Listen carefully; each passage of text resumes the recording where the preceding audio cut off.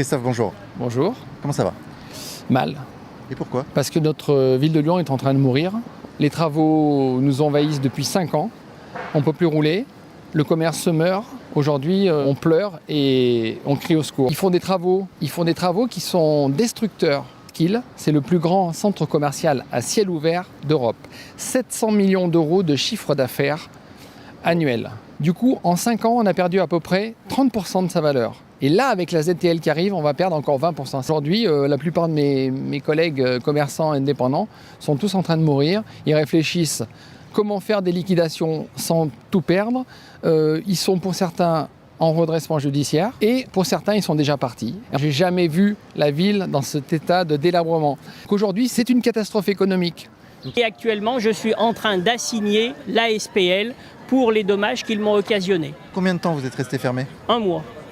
1 mois, c'est 80 000 euros de chiffre d'affaires perdu. Et comme j'avais plus d'oseille, j'ai remis 20 000 euros de fonds propres. Bonjour, ça va? Travailler avec le moulin, en fait, ils veulent agrandir les voies, faire des pistes cyclables. On n'est pas contre, attention, hein. On est pour. Hein. Ils détruisent et... Ils détruisent quoi, votre bâtiment? Ouais. Non. Ouais, ils détruisent... Là, ils vont couper dans votre bâtiment, là. Ouais, dans le bâtiment. Ouais. Et derrière... On nous casse notre bâtiment et on nous dit que voilà, c'est d'utilité publique, chose qu'on est d'accord, il n'y a pas de problème. Sauf que derrière, on ne nous trouve pas des solutions concrètes. Venant de la métropole, je vous cache pas, hein, c'est une voie sans issue. Donc on vous impose des choses. Et quand par exemple on parle de pollution, quand on sait que les 20 plus gros super tankers qui transportent des containers dans le monde et qui polluent discrètement au milieu des océans, qui polluent autant que quasiment la totalité de toutes les voitures qui circulent, ça gêne personne. Alors... Bien. Enchanté. Enchanté. Bonjour. Bah alors comment ça se passe? Eh ben, moyennement, on va dire. Okay. Donc on avait une terrasse d'une vingtaine, trentaine de places qu'on avait depuis 3 ans. Et puis ils nous ont envoyé la police pour dire qu'on n'avait pas le droit de la mettre. Pourquoi? Donc, apparemment, ils ont décidé que c'était plus en tacite reconduction, qu'il fallait refaire une demande tous les ans. En fait, le fait qu'ils nous retirent la terrasse, on a perdu 70-80% de notre activité. Ils vous ont tué? Ils nous ont tués, donc là, voilà, on n'a plus qu'à déposer le bilan et c'est terminé. De rue piétonne. Attention, et puis il se rend compte il y a un déménagement au bout. Il y a un déménagement. Donc qu'est-ce qui va se passer? Voilà, le bus recule. Donc on va reculer pour le laisser passer. Mais voilà, les mecs, ils vivent ça au quotidien. Tu vois? C'est génial. Moi, ce qui m'affole, c'est la fréquentation, quoi. Il n'y a plus personne. Plus personne habitant en dehors des arrondissements lyonnais. Je suis effectivement très remonté, très en colère. Il y a 1 an, juin 2024, j'ouvre les portes de mon bar avec des rêves plein les murs, des idées plein les verres et l'envie sincère d'insuffler un peu de chaleur humaine dans cette ville que j'aime tant qui s'appelle Lyon. Depuis, c'est l'enfer.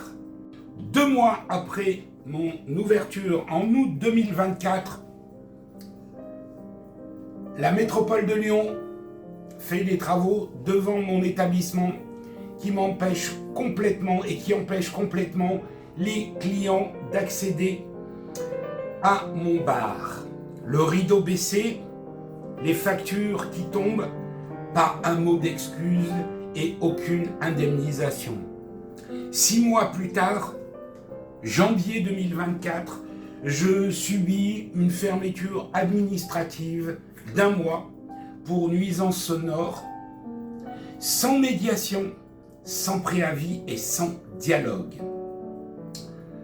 Aujourd'hui, juillet 2025, un échafaudage surgit, sans avertissement, engloutissant la façade de mon établissement. Alors aujourd'hui, je m'adresse à la métropole de Lyon et à la ville de Lyon. Vous m'avez laissé sombrer sans un mot.